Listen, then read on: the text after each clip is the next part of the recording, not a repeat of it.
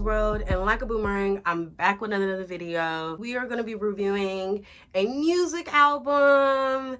You already know who it is by obviously the title.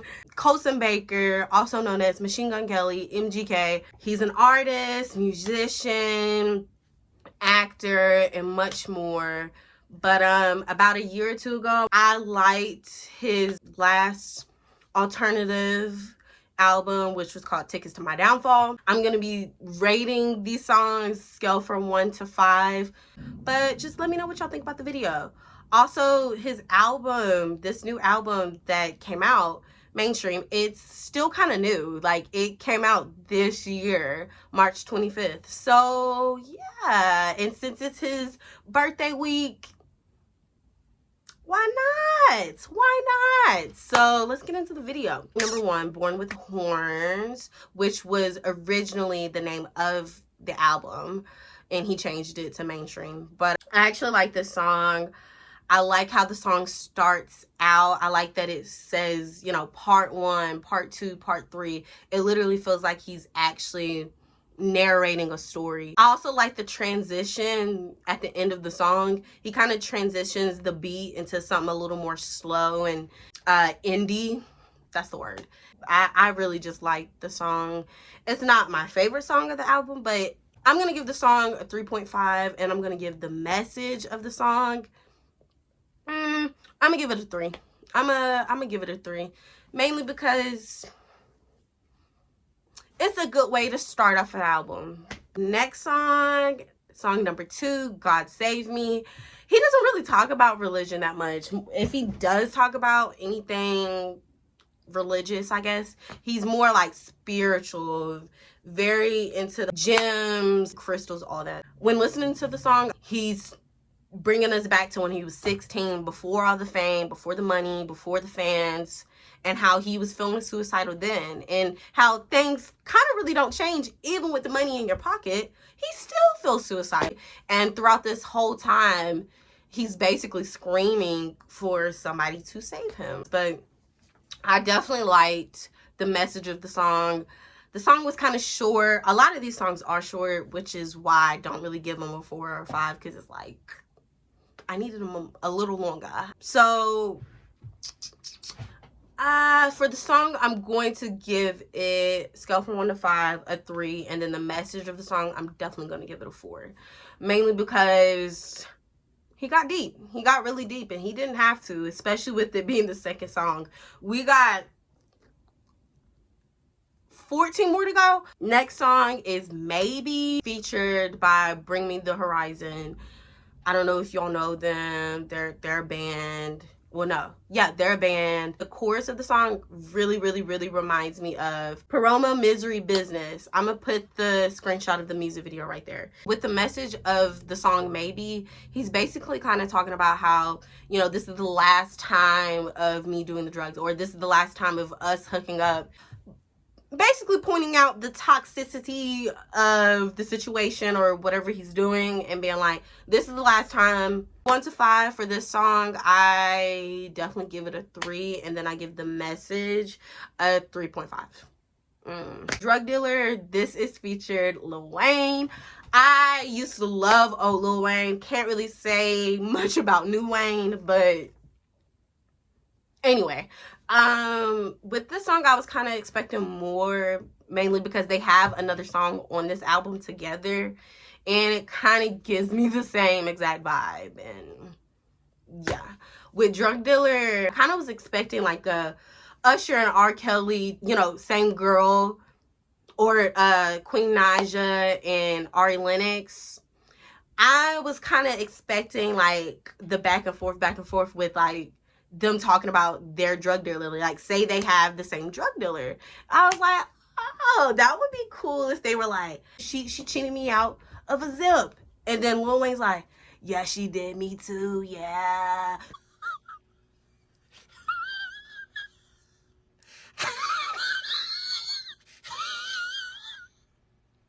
Like, that's what I was expecting, but none of that happened. With Drug Dealer, the chorus is catchy. Hopefully they come out with another song together, but time will only tell.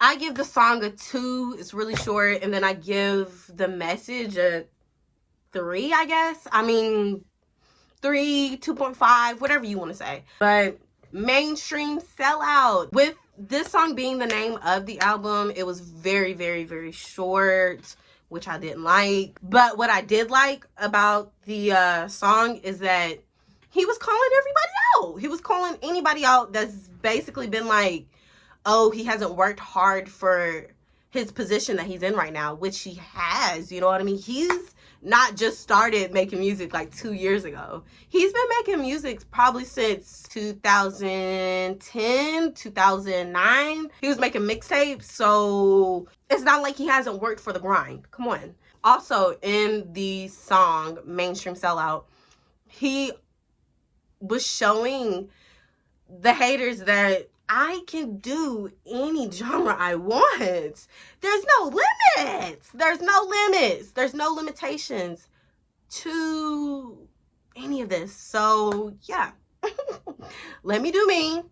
And you can watch from the distance. Or you can hate from a distance. But scale from 1 to 5. The song Mainstream Sellout, I'll definitely give it a 2. Because it's short. And then for the message of the song, I'm going to give it a 4, because we gotta let them know in the back, because I don't think they heard them. Let me stop being hype. Next song is number 6, Makeup Sex. I don't really like this song, not gonna lie to you. A lot of people like Blackberry. I can't get down. I can't get down with them. I just feel like his music sounds the same. I feel like a lot of his songs that play on the radio sounds the same. And this song sounds the same. It literally sounds the same as their last song together, MGK and Blackberry. I don't know if you remember it, but it's swear to God, I'll never fall in love when you showed up and I can't get enough of it. I hope that's the lyrics, but you know what song I'm talking about, because they played that song too much. But it literally sounds the exact same. Like, whenever hearing the chorus, you would think that they're about to say the lyrics that I just said. And you're like, huh? Ruh-roh, zoinks, jinkies, jeepers. It's a no for me. It's a no for me. The message of the song, who doesn't like sex? I mean, let me know. Let me know in the comments, I guess. But, I guess it's relatable. For that song, I definitely give it a 1. Message 2. So, next! Emo Girl is the next song. It's another no for me. I was expecting more. Step it up. Step the Kit Kat up. Come on. Like, this is what y'all came up with. It just seems so plain, like Emo Girl.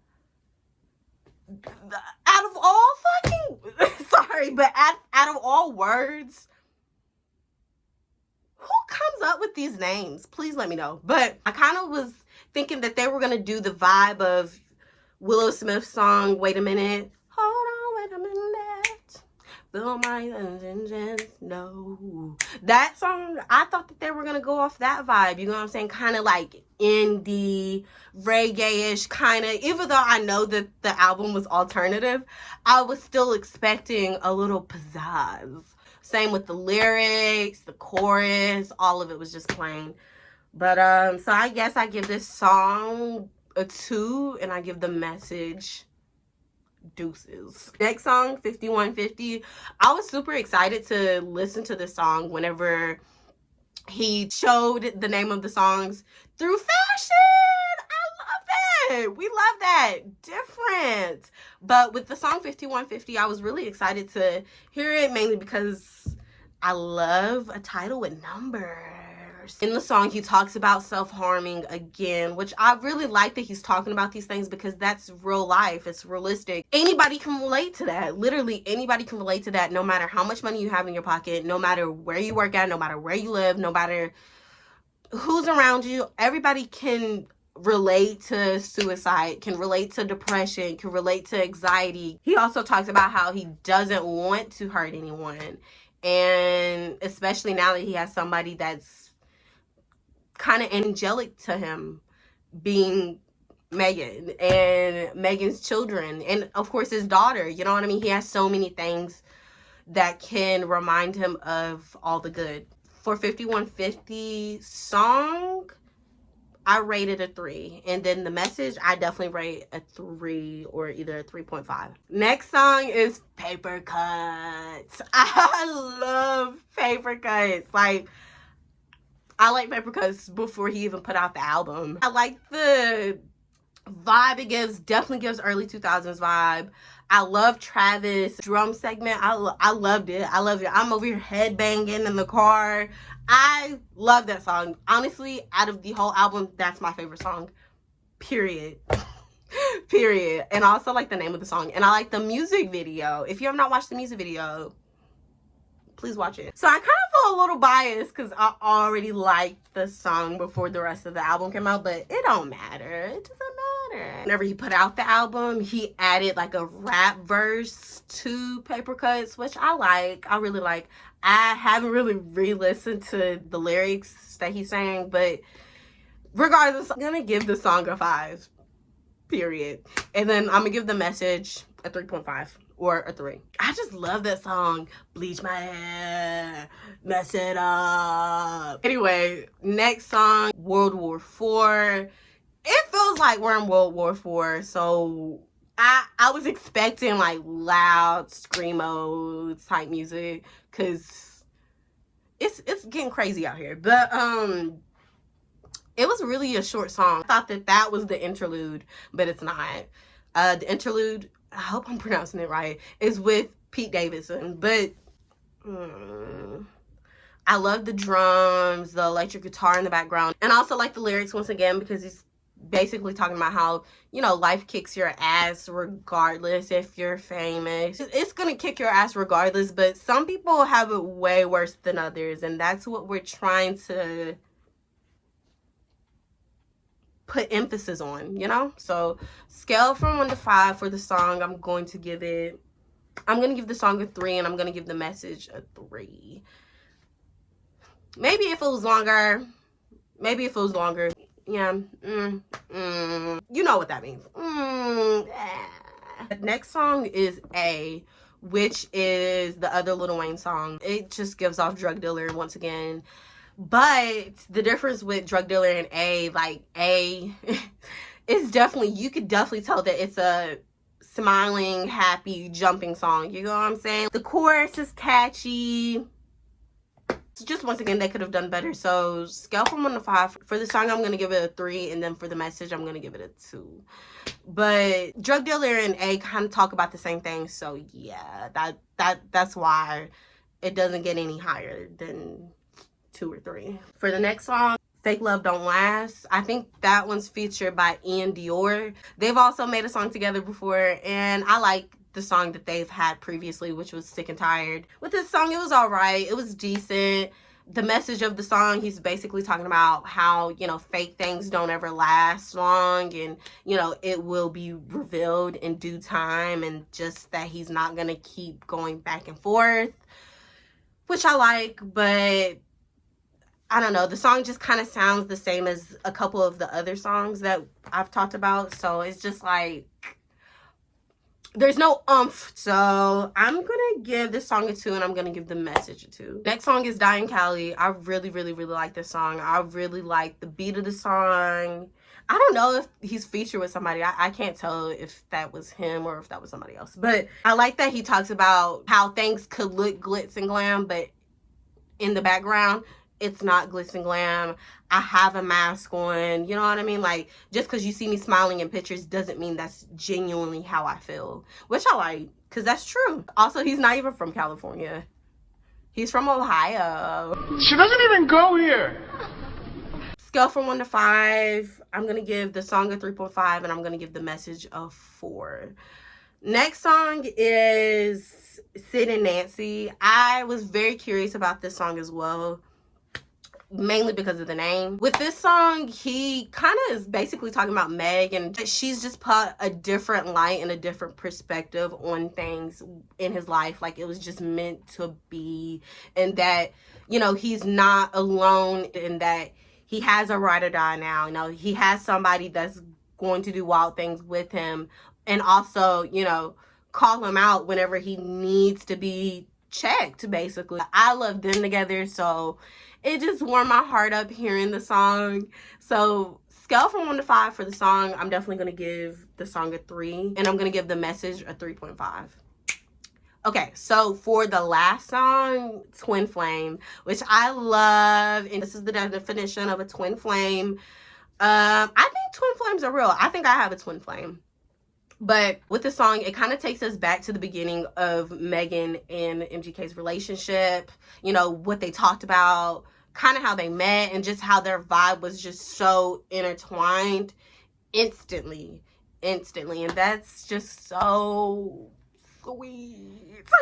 Like, such a hopeless romantic. I also like the slow tempo change to the song, and kind of how like it correlates back to it being, you know, alternative. And I like that it was the last song as well. It just makes us as an audience feel like we've, you know, watched the beginning all the way to the end for this blow up and this change in his life. For a while there, we all kind of thought that things were going downhill. We thought that, you know, he was going to OD, or, you know, just stuff like that. And as a celebrity, or as just anybody in general, nobody knows what anybody's going through.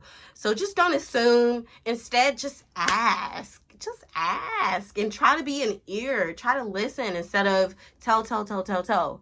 But I really like that he made the last 2 songs about Meg. For the album completely, I like it. I really like it. But I think Tickets to My Downfall is probably, comparing the 2, Tickets to My Downfall is way better to me than Mainstream. But I just love that he's like, no artist is limited to anything, you know what I mean? If you watch Masked Singer, you see plenty of artists like Lil Wayne, like T-Pain, come up there and, you know, show their hidden talents. They don't just have to be a songwriter, or they don't have to just be an R&B singer, or just a rapper. They could be whatever they want to be. They're entertainment, right? Are you not entertained? You can't handle the truth. But that's the end of the video. Let me know what y'all thought about the video. Let me know if you've heard about MGK, if you heard about this album. If not, I hope I introduced you to him. But yeah, I can't wait to see y'all in the next video. I know y'all miss me, but I'll be back. And yeah, please be good, my miracle makers.